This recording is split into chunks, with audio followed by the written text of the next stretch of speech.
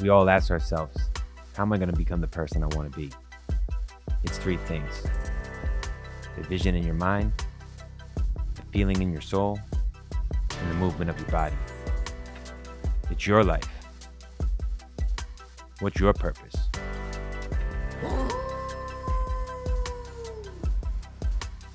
This is the Healthy Grind.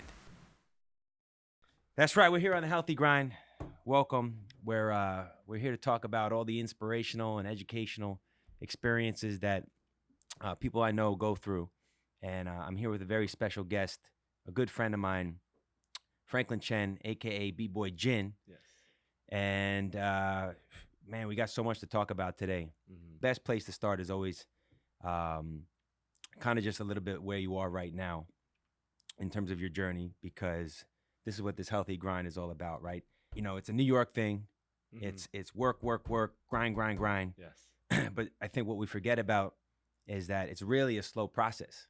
Mm-hmm. And when I mean slow, this progress that I've made and that you've made just takes years and years and years. And we've known each other for, I don't even know now, 13 years, something crazy 10 like plus that. easy, yeah. And so you just told me some crazy news to kind of go along with all the amazing stuff that you've been doing this year when you opened up your brand new facility. Oh yeah. It's actually been a year, so It has been a year. yeah. All right. July 2018, yeah. All right. For So the- so tell, for all the listeners that are tuning in yeah. and watching, tell us about the dance studio that you opened. The dance studio is called Wondrous. It's a studio dedicated to breaking, and this is like kind of like home for me. This is my home base basically, and my mission is to basically have a space for breakers by b-boys, by b-girls, and to do it kind of my way because I've taught for many years at Mm-hmm. many different studios. Of course, Bouncing around studio yeah, to studio. they've all been great, but Yeah. they just have a different vision than me. Sure. So 3 years ago, I started to work on this vision, and I started in a small space behind the nail salon. Yeah. So it Yeah. was in a building where Mhm. when you rolled up, Yes. it was a nail salon, Yep. No signs, no nothing. and you had to walk through the nail salon, Mm-hmm. open up this back There was door. a sliding door, and then it's like, what? There's a dance studio here. What's going on? Yeah. Yeah, that was And wild. there's probably enough space to have one person get down at a time. Yeah. Yeah. Crazy. So the new space, it's my own space, my own door finally. Yeah. And it's Got in a Bushwick. sign and everything. Yeah, exactly. Got a light. No, it Yeah. actually matters a lot because Yeah. moving around. This is my third location, and I was also in Midtown Manhattan, Right. which was crazy.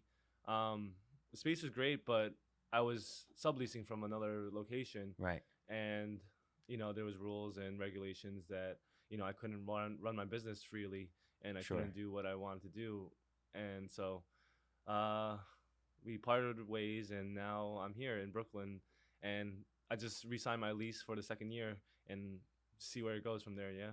That's amazing, man. Yeah. Congratulations. Thank you. Thank you. So what I think a lot of people don't understand about the culture that we've connected in and through Mm-hmm. throughout all these years is we were just talking about it earlier. Yeah.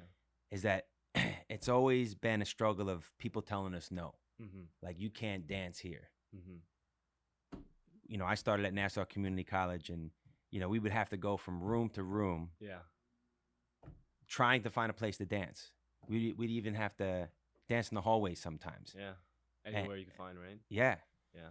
And even in in other places where we connected, like we would have to get together at like 12 o'clock in the morning, 2 o'clock in the morning, LA Fitness, Mm-hmm. in order to just find a space and get down Yeah. freely.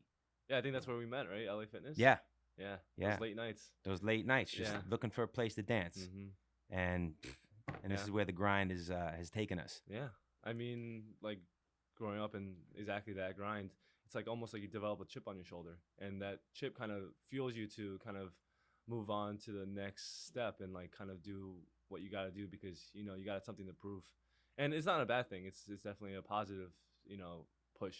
Yeah. Yeah. Yeah, totally. And it's just funny that we've kind of run like parallel lives in that sense where, we've had programs in different buildings, Mm-hmm. and, we've taught from location to location inside dance studios. And like you said, not everyone's going to have the vision that Mm-hmm. we have in terms of building, number one, a future for these kids Yeah. and a future for breaking, Yeah. which now everyone's going to hop on Yeah. because it's officially in the Olympics Crazy. 2024. Yeah. 2024. Yeah. That was a big moment for me. Like, even though I was on the podium, like, they had the Youth Olympics first and it was like a test. And to see those kids on those podiums holding up those gold medals, silver medals, or bronze medals, or whatever, or even just performing on that platform, man, it was like a dream, kind of like I had to Yeah. pinch myself. Yeah. Yeah. Yeah. So you're also dressed up today, kind of unlike the b-boy attire, but Yeah. tell everyone where you're headed right now. Going to the Brooklyn Nets headquarters, and yeah, this is the first meeting for the Nets team hype, Team and hype, yeah, Brooklyn Nets, Brooklyn Nets, yeah, and this is like the official announcement, yeah. essentially, right? Hopefully, yeah, You're gonna be dancing with Kevin Durant, yeah, you know? I'm gonna be best buddies with them. Hopefully, Yeah, that's awesome, man. yeah, You've grown a program in Brooklyn, hmm and now you're on the big stage, yeah. It's kind of prime crazy. time. Yeah, I just moving to Bushwick, Brooklyn is like that was not where I'm comfortable. I grew up in Long Island. Yeah, I danced in the city all the time, but Brooklyn was never a place that I would really. Maybe I would go practice like once or twice a week, hmm but I didn't know it. It's untouched territory, and yeah, I opened the studio a year ago. I moved there 6 months ago, and now I'm dancing for the the Brooklyn Nets. It's kind of ironic, yeah, but life kind of moves in a weird way like that. yeah, yeah. Well, it's that hard work, man. It's that Yeah. hard work throughout all the years. Mm-hmm. So I think, I want to take it back a little bit. Of course. And for the purpose of the show, for people listening, people lose attention these days so fast. Yeah. So I got to make it a little interesting. And I've learned this through doing the podcast. So I'm gonna change this image for a second. Okay. And I'm scared. no, don't get too scared. But like I said, it's meant to be a little interactive. Of course. I want to take everybody on a journey Okay. of time. Oh man. So You have one thing that you're known for Yeah. is these wild style looks, I got the hair. hairdos, Yeah. Oh and man. I see it. yeah, Oh man. taking you back, That's my first official gig. Oh man. The Long Island Boys. Yeah. I feel like that was in Roosevelt early Field. early beginnings. Early Yeah. beginnings. Now, are you a monk here? Yeah. Buddhist monk. Yeah. Okay. That was for Beastie Boys. Yeah. Nice. Crazy. I like how my hair is different in every No, single I photo. love it, man. I Yeah. love it. That one I snuck in. That one I snuck in. Oh man. And I don't Great. know. That one probably snuck in there too. That's college years. College years. Yeah. College years. So I think it's I remember I think that it's day. important sometimes to give people a little visual because they're not going to do the work sometimes of It's a funny story actually. looking you up. But yeah, tell me that story right It was there. Halloween and first year of college, and I was like, oh, people are gonna dress up. It's Halloween. It's a fun thing to do. Nope, I was the only person on campus walking around like that. Yeah. You were the only one Yeah, dressed up as a Power Ranger. Yep, I went to classes like that and The everything. Green Ranger. Yep, of course. He's the man. Yeah. How did this whole thing start for you? Oh, how'd you kind of like get involved with like dance culture and breaking and really it's for us it's so important because it is a healthy part of our living for the physical, the way we take care of our bodies. I had to show that shirtless one because because again you represent the healthy grind. You take care of yourself. Yeah. And it's always been a big thing for us mentally too. So take me back a little bit. I mean, growing up, I always played sports. I played everything from I was a big swimmer, swam for like 15 years, and I didn't know actually. Yeah, and I played baseball, soccer, every sport like football, and I also played music. So I played violin for a very long time, 10 years, and then I also played a little bit of piano. Okay. So dance, I feel like, is a little bit of a meld of both of them. And I didn't know at the time. Yeah. But when I first started, it was in my high school cafeteria. I had a great friend. His name is Jason. Jason Ng, great stuntman right now. Yeah. And Cam. B-Boy Cam. Shout out to B-Boy Cam. B-Boy Cam, yeah. The man. We were in the same earth science class and we're just kicking it like boys. And we were talking about, girls, comic books. And then one of the things we were breaking. and I don't know, we just started dancing, and it wasn't like I didn't aspire to be a professional or anything like that. It was Yeah. just hanging out with my friends basically, and then slowly it built, and I was training like 2 hours a day at least, after school. So you know we get out of classes at 3, and then I would go home at like 5, and this became a routine without even knowing it. And then I started training even more, added a Saturday practice where I used to go to a gymnastic gym called Hot Shots, Mm-hmm. and they had an amazing deal. The guy who ran it was awesome. He let us pay like $10-15, and we were training from 11 to 11, Oh, damn. 12 hours. Yeah, Damn. just chug a monster and just Just go. going at it. Yeah, Like gamblers practice. yeah, Just exactly. camping out. But that was how you leveled up. Yeah. Like you had to put in the hours, you had to put in the time, Sure. but it didn't feel like it. Mm-hmm. Looking back, I'm like, holy moly, I was crazy doing all that. But when I was living it, it was just I wanted to do that. That's like the place I wanted to be.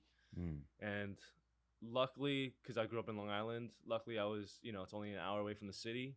I was like 15, 16, traveling maybe twice a week after Mm-hmm. school to the city to find the practice spots. There's a famous one called 17th Street, and Yep. that's where I really met all the real b-boys. Because back then I was, I didn't know anything. There was no YouTube that you could learn. Yeah. So So who'd you meet down there? Who were some that of the? one, I met my mentor Kaz, Mm-hmm. a Japanese b-boy, crazy 90s. He could do 8 to 10 on concrete. Yeah. And I've seen it in person. Yeah. Damn. Yeah, ridiculous. But I also met a lot of my New York City crews, like Full Effects, Breaks Crew, Yep. Yep. Foot Clan. Uh, yeah, I can't name them all, but there's Yeah. so many of them. Yeah, Sure. that definitely inspired me. But yeah, that was definitely my first step. Um, Also, at the same time, I was also trying to find places in Long Island too, Yeah. and Which that's few and far between, yeah, as you and I both know. yeah. The first time I went, I had to ask my mom to like drive me an hour away Yeah. to this random church, and then Rock Church. Is it? I don't even remember, man. But that was the first time I met X Fiends. Yeah. I Yeah. met Kelvin and all those guys, and they blew my mind. They were like the Yeah. first ones to be like, "What is this? Like, what have I been doing?" Like, Yeah. Well, yeah. that's it's funny because my story is similar. Where my first event was an event that was put on by them, Hmm. and it was called Rocktoberfest, Yeah, and it was me too. X Fiends versus Dynamic Rockers, and I Uh, from Nassau. That's how I kind of that's crazy. grew up breaking Yeah, under like Kid Glide and everyone who was rocking at Nassau. yeah. Oktoberfest And was I one was of my like, first I was trips in too. I grew up in like the heat of the beef, Yeah, between those two crews, and that was the first jam, and I was just blown away by everything. yeah. Those young, testosterone filled. Yeah, Yeah, yeah, just but going it was at it. great. The Yeah, no. intensity was there. Yeah, that's sometimes what I miss a little bit. Yeah. Yeah. So when did it? So now, Hmm. you got involved in obviously floor obsessions come about. Oh yeah, yeah. So my friend Jason, right? B-Boy Chem, his brother at the time was on Floor Obsession, and he's the guy who kind of introduced us to breaking. Mm. And yeah, that was the same crew that we trained with on Saturdays at that gym, because they would trick, they would flip, they would do everything there and break, and slowly just vibing out with them. And I don't think I joined. It took me like I would say like 2-3 years, because I was not that great at the time. Mm-hmm. So I definitely had to like show my worth, I guess. Sure, sure. Prove myself a little bit. So it took a little bit of time, but I think I joined in 2006, 2007. Yeah, I would say it's second generation. Yeah, Okay. yeah, and they're my crew till now. It's Yeah. been 15 years since they started, and um, I definitely attribute most of my success with that crew. Mm. And a lot of the times, like, people jump around and people find you know different crews to maybe propel them, but that's always been my family first. So, and like when I look at crews, I try to treat it like that too, like, Sure. because even after the dance, you guys are gonna be hopefully friends for life. And I think 100%. that comes first before the breaking, which is kind of hard to see when you're young, you know, but definitely, yeah. So what's something kind of unique about like your whole experience and even the crew itself, Mhm. and maybe even like a couple milestones. When I first started, there was not a lot of Asian American b-boys.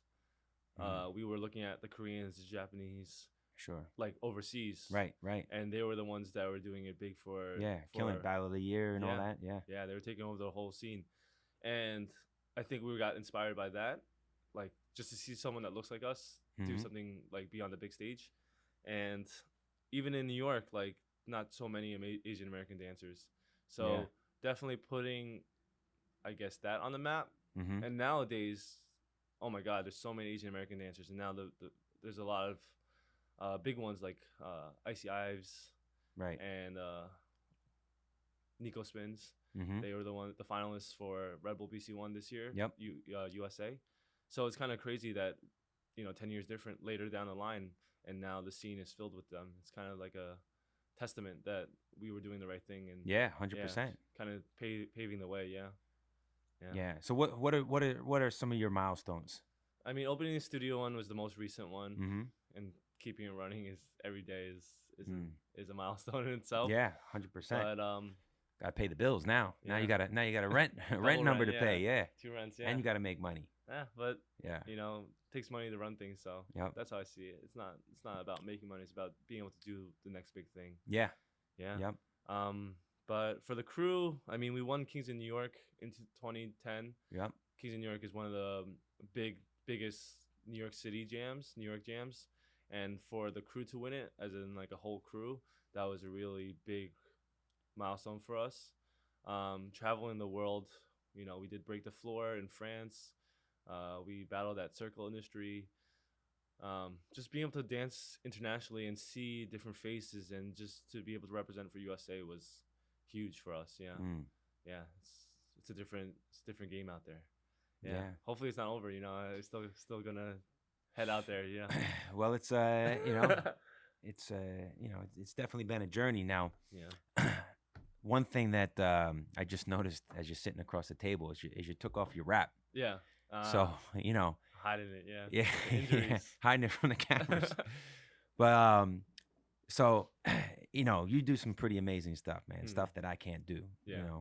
I mean, I just look like I'm in shape. I could do a few things, but tell me about like some of the struggles in terms of like what's come along with that journey So physically. the last, I would say, 2 years, 3 years have been a test in my Mhm. physical stability, I guess. And because also I've been working a lot more, booking a lot more jobs. I've been dancing more frequently. Mhm. And like past 6 months, I've clocked in maybe 50 hours of dancing minimum, A week. a week. Yeah. 50 hours a week. 50, 60 hours a week. Yeah. And I was like, oh man, That's full-time hustle right Yeah, there. yeah. Yeah. And I mean, I'm grateful that I am that busy and that I'm doing it, but it's definitely putting a toll on my dancing. Mm. And I was still trying to train. I was still trying to, push my limit. And I started seeing that like injuries started popping up, Mm. and they were not going away as fast as they used to. Maybe it's with age. Maybe it's just, the compound injuries. But these last 2 years, 3 years, yeah, I'm just been learning to take care of myself. Every hour that I train, I try to put in an hour of rest. That's massaging. That's cooling down, taking an Epsom salt bath, anything Okay. like that. Or going to get a massage. Just kind of being smarter about it. Yeah. Yeah. Finding a better balance in Hmm. taking care of your body. Yeah, and like my dance style, I do a lot of power moves, Yeah. which is like the more acrobatic, jumping from one hand to another, Mm-hmm. and that puts even a bigger toll. So my joints are starting to feel it. Mhm. Not as flexible or as strong as I used to be, I think, but I think every day just learning to be better in any kind of way Yeah. is a challenge. Yeah. So what else?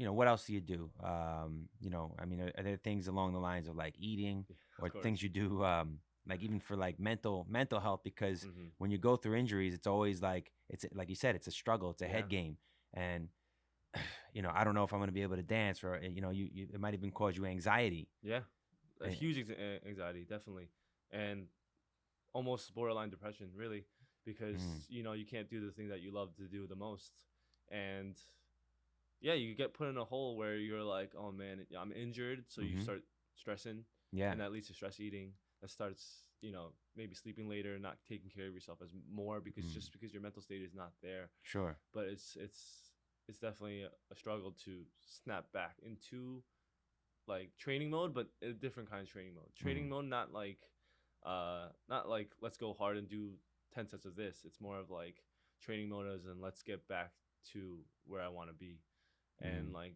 switching my mindset to that. And you know, when you're injured, it's very easy to let yourself go. Sure. And Sure. even for me as a professional dancer, it happens to me. And I saw myself gaining weight, and in the weight that's not a good weight in my belly, Right. Right. in areas that And shouldn't be. yeah. And I was getting heavier, and that was also putting more stress on Mm. my joints and everything on top of it.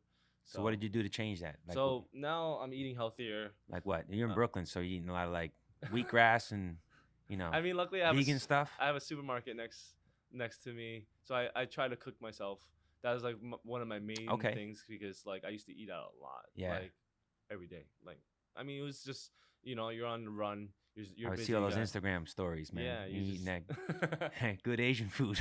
I mean, that stuff is at least better, yeah. But yeah, Some sometimes of it. yeah, some of it, yeah. Then yeah, avoid the fried stuff. Yeah. But trying to cook more so that I see what's going into my food, my meal. Mm-hmm. Luckily, my parents raised me well, and the way that they ate was pretty good, just Mm. balanced, different colors on the plate, Good. Yep. So, I'm not as strict as going to go vegan and stuff. I tried it and it was great. Mm-hmm. I would recommend it if you could do it, but Mm. uh, at the moment, not right now. Mm-hmm. But yeah, eating well, uh, supplements, just joint like glucosamine and Yep. fish oils and Yep. the whole 9 yards. Mm-hmm. Yeah. Keep that inflammation down. Sure. Yeah. I have massage balls. Mm-hmm. I have a whole bag full of tools just Yeah. to like keep myself like to roll, to massage out, pressure points, trigger points. And I also go to this masseuse on a regular at least once a month.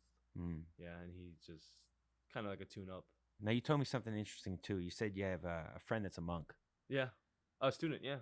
Yeah. And he's 40 something, and he decided to go into breakdancing and goes to my studio That's breaking. great. And yeah, he's a monk, and he practices mantras, and he basically recites these are ancient terms for his religion or for his what he believes in, his beliefs. Mm-hmm. But he kind of talked to me about it, and I tried to implement it in my life too, because if you're able to repeat something, like it just becomes a habit basically. Yeah. Sure. And it's also a motivating force.